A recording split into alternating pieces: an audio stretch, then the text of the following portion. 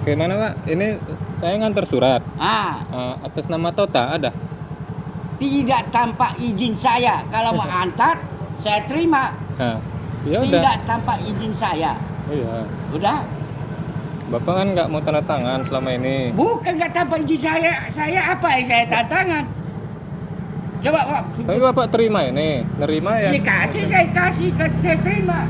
Ya udah. Baik-baik. Siapa mau baca, nggak mau buat Oke. potong sampah. Oke, nih. Orang nggak tanpa izin saya. Jadi mana aku mau tanda tangan?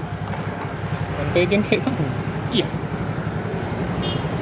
Semua tidak tanpa izin saya. Udah. Ini saya ngantar paket. Ya.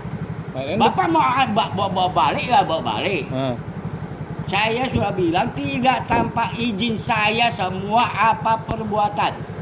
itu bukan punya Bapak, atas nama Tota itu nanti Bapak kasih aja.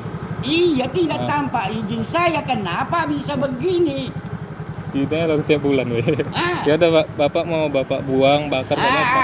Mau bapak bawa pulang, bawa pulang. Iya. Sudah Itu apa di rumahku? Itu bukan punya aku kan? Tota, namanya Tota, alamat Iya, resmi. tidak tanpa izin saya.